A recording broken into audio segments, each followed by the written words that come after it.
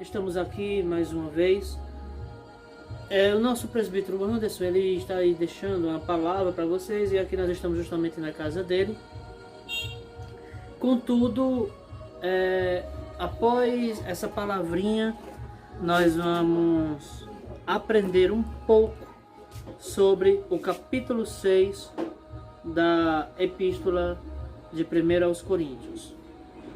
E veja que ele já é um homem que nos ajudou muito aqui no nosso ministério, na Igreja Missionária Santuário do Deus Vivo, Ministério Yeshua HaMashiach, e hoje ele está de volta aqui na cidade natal dele.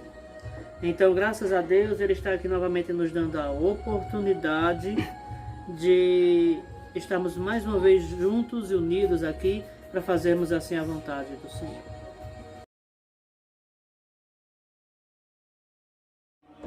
Boa tarde, pessoal. Paz do Senhor para os irmãos e as irmãs que acompanham o canal do nosso querido amigo pastor Jonathan da Silva Oliveira. Quero aqui desejar também, atrasado, mas os parabéns para todos os trabalhadores do Brasil e do mundo. E mesmo nesse tempo de crise, de pandemia, alguns estão trabalhando, exercendo sua função, serviços que não podem parar, como postos de combustível, supermercado, etc. Então, feliz Dia do Trabalhador para todos, que Deus venha abençoar e dar mais força, mais vontade para vocês vencerem mais e mais nas suas vidas. Estamos aqui nesta tarde de sábado para glorificar o nome do Senhor fazendo este vídeo, e quero deixar aqui uma palavra rápido para vocês, para todos vocês, que se encontra no livro de Atos capítulo 1, versículo 4. Diz assim a palavra do Senhor: E estando com eles, determinou-lhes que não se ausentasse de Jerusalém, mas que esperassem a promessa do Pai, que disse ele: de mim ouviste. Vou repetir.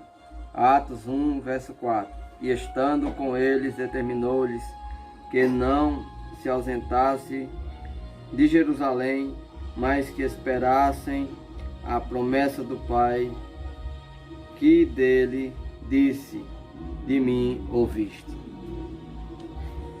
Essa promessa, meus amados irmãos, ela tem a ver com a descida do Espírito Santo e os dons repartidos de muitas línguas em meio ao povo.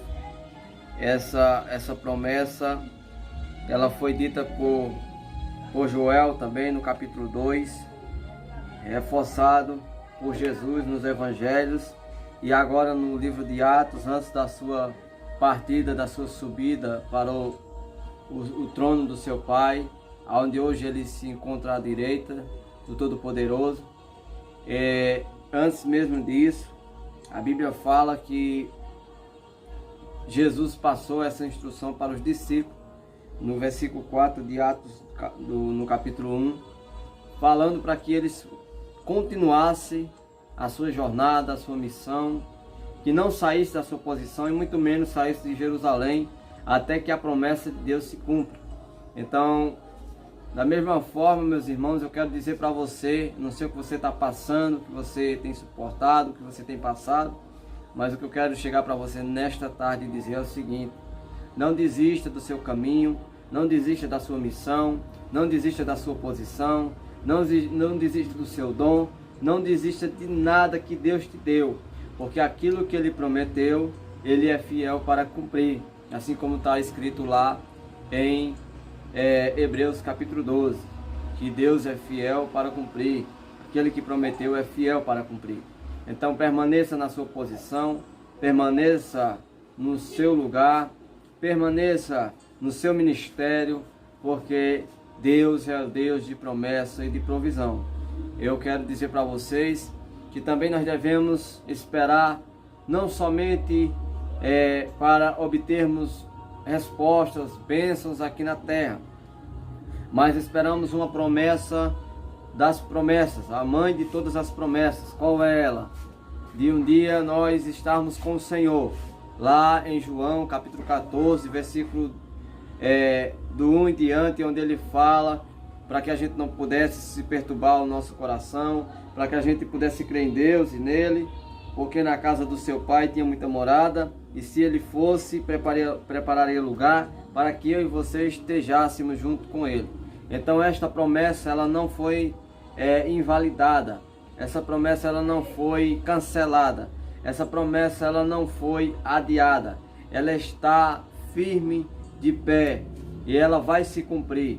Portanto, fica na brecha, portanto, fica atento, fica conectado no céu, não perca nenhum detalhe, porque em breve Cristo virá e assim a promessa irá se cumprir. É a mensagem que eu quero deixar, esse propósito para você nesta tarde. Espera no Senhor, confia nele, tudo ele fará. Salmos 37, versículo 5. Muito obrigado. Continue aí então, pessoal, no vídeo. Graças a Deus, palavra abençoada que o nosso presbítero Anderson nos deixou aqui. Na verdade, é uma palavra amiga e palavra de conforto também que você precisa ouvir para se edificar mais e mais. Hoje nós estamos fazendo um vídeo um pouco diferente, mais interativo, para que possamos assim aprender não apenas uma coisa, para que não fique aquela coisa muito maçante, não é verdade? Mas justamente quem está nos ajudando na gravação desse vídeo é esse nosso amado presbítero Anderson, que acabou de falar aqui. Hoje, como foi anunciado no início do vídeo, nós iremos tratar sobre o capítulo 6 da epístola, da primeira epístola do apóstolo Paulo aos Coríntios. E vamos desde já começar a nossa leitura e entendermos o que é que Paulo quer nos passar aqui no capítulo 6. O capítulo 6 da epístola de Paulo, 1 aos Coríntios, ele vai até o versículo 20. Vamos lá. Versículo 1. Ousa algum de vós, tendo algum negócio contra outro, e há juízo perante os injustos, e não perante os santos?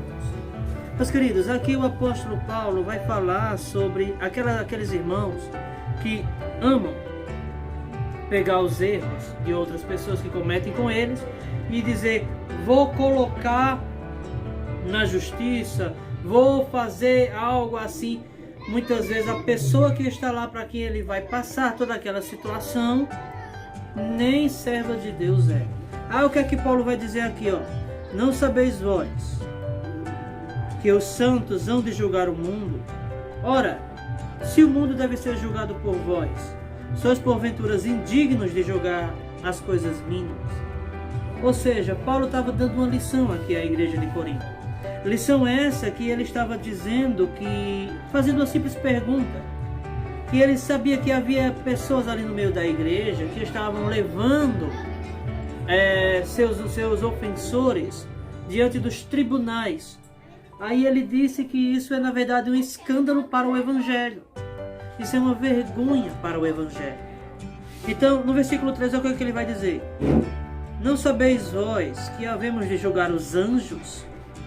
Quanto mais as coisas pertencentes a esta vida. Ou seja, meus queridos, Paulo está dizendo que não nos é proibido fazermos julgamentos. Paulo está nos dizendo que é proibido fazermos julgamentos errados, julgamentos que não têm nenhuma base, julgamentos que não têm forma sólida de ser ensinado. Mas aqui no versículo 4, vamos lá. Então, se tiverdes negócios em juízo, em julgamento, pertencentes a esta vida, pondes na cadeira aos que são de menos estima na igreja? Isso é uma pergunta que ele faz. Ou seja, ele está dizendo aqui, olha, quando vocês têm alguns problemas entre vocês, relacionados a essa vida, vocês têm a capacidade de colocar as pessoas de menos estima afastada dos seus privilégios? Era justamente isso que eles estavam fazendo aqui. Estava rejeitando essas pessoas, tirando essas pessoas dos seus privilégios ali que eles tinham alcançado. No versículo 5, ele diz assim, ó: para vos envergonhar o digo, não há pois entre vós sábios, Nem mesmo um que possa julgar entre seus irmãos? Olha que pergunta forte. Primeiro Paulo fala que a igreja estava levando seus ofensores para o tribunal, de gente que nem ao menos serva de Deus era, e assim envergonhando o evangelho. Paulo então usa essa mesma atitude deles. O que é que Paulo diz? Será que entre vocês não existe ninguém capaz de julgar outras coisas? Essas coisas mínimas pertencem a essas vidas. Vocês não têm capacidade mental para julgar, não? É justamente isso que o apóstolo Paulo está dizendo aqui no versículo 5. Já no versículo 6 ele vai dizer: mas o irmão vai a juízo com o irmão, e isso perante infiéis. Na verdade, é já realmente uma falta entre vós terdes demandas uns contra os outros. Por que não sofreis antes a injustiça? Por que não sofreis antes o dano? Olha aqui, Paulo dizendo que já é errado você ter queixa contra os seus irmãos. Por quê? Porque os seus irmãos, apesar de eles serem seus irmãos, eles estão agindo de maneira errada. Aí Paulo está dizendo, só o fato de você ter queixa contra eles já demonstra que há pecado no meio da igreja, que precisa ser tirado. É isso que ele está dizendo aqui. Ele disse, na verdade, é já realmente uma falta entre vós ter demandas uns contra os outros, ou seja, divisão, contendas, problemas entre si. Onde deveria haver união, estava havendo divisão. Um estava se levantando contra o outro para tomar o que é do outro, através de tribunais. Já aqui no versículo 8, diz assim, ó: mas vós mesmos fazeis a injustiça e fazeis o dano, e isso aos irmãos. Paulo aqui ele aconselha que ele quer muito mais que a igreja suporte as afrontas do que a igreja reaja contra elas. Ele quer que a igreja siga os exemplos de Cristo, que é suportar as afrontas e não reagir contra elas. Só que eu vou ser bem sincero com vocês aqui, meus queridos. Isso é algo extremamente difícil. Algo que você precisa ter extremo domínio próprio para aguentar pessoas que ficam todos os dias lhe afrontando, todos os dias lhe caluniando, falando mal de você pelas costas. É necessário você literalmente ter um grande domínio para isso. Paulo está dizendo que a vontade dele é que a igreja não reaja. Mas se reagir é porque o que houve? A pessoa vítima chegou em seu limite. Versículo 9. Não sabeis que os injustos não hão de herdar o reino de Deus?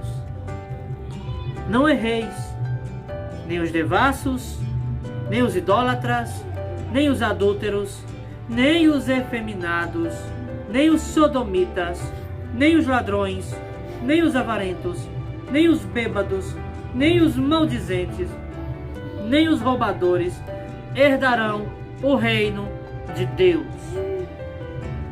O apóstolo Paulo aqui ele fala de algumas classes de pessoas. Classes essas que não vai dar para trazer no vídeo aqui, senão o vídeo vai ficar muito longo. Mas ele fala sobre idólatras, devassos. O que é uma pessoa devassa? Uma pessoa que ela tem a capacidade até de, se possível, ficar nua em público. Isso é devassidão e imoralidade. O que é uma pessoa idólatra? É uma pessoa que ela coloca qualquer coisa acima de Deus. Às vezes idolatra o marido, não consegue viver sem o marido, não consegue viver sem a esposa. Sim, existe um laço entre um casal. Mas você não pode colocar esse laço como sendo o principal objetivo de sua vida. O principal objetivo de sua vida deve ser unicamente o Criador. É isso que você precisa saber. Aí Paulo vai falar contra os adúlteros. Todo mundo aqui sabe o que é adultério. É justamente o ato de trair. Mas o adultério, ele não fica apenas nesse ato. Como é que começa o adultério? De acordo com o Senhor Jesus, ele fala em Mateus capítulo 5, versículo 28. Na verdade vos digo, que se apenas atentardes para uma mulher com intenção impura no coração, vós já adulterastes com ela.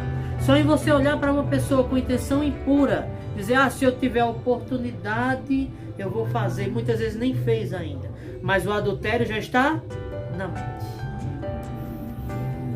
Isso é o início do pecado de adultério. Aí Paulo fala contra isso.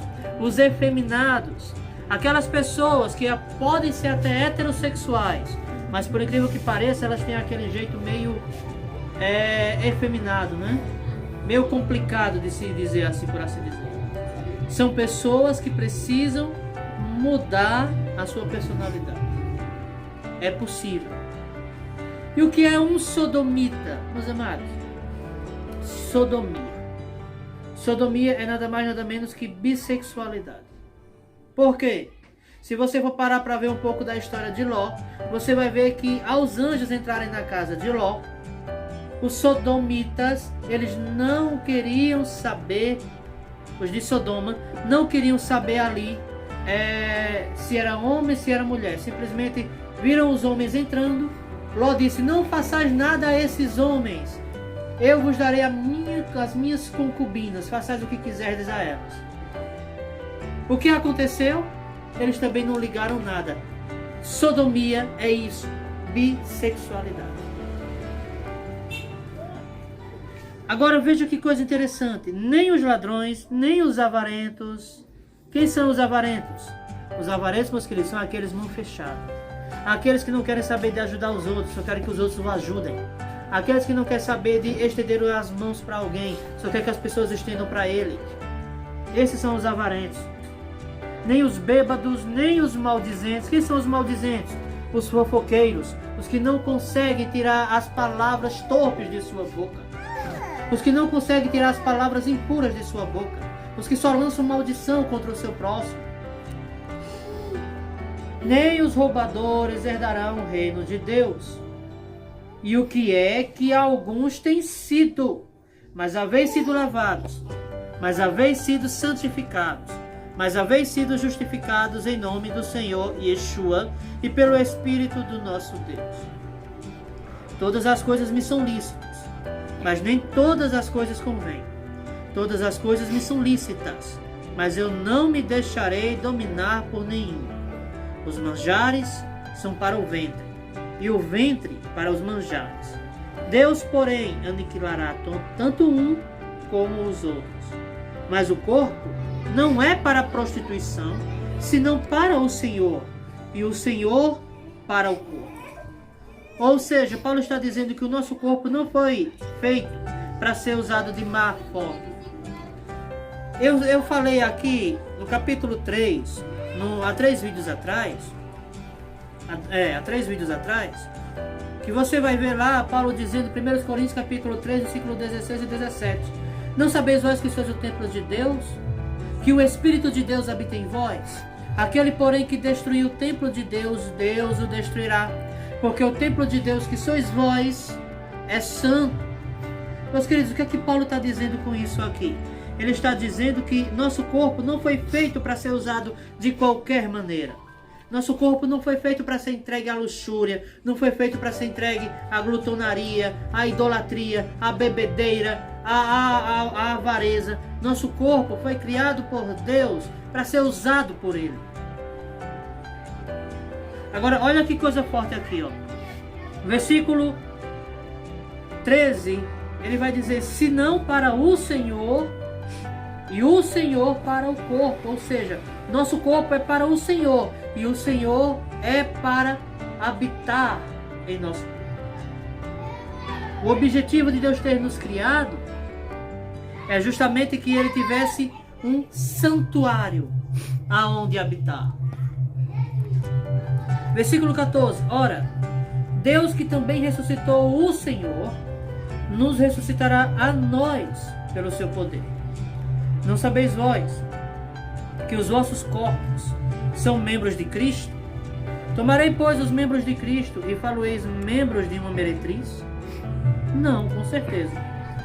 Ou não sabeis que o que se ajunta com a prostituta, faça um corpo com ela? Porque serão, disse, dois numa só carne. Mas o que se ajunta com o Senhor é um mesmo espírito. Fugir da prostituição.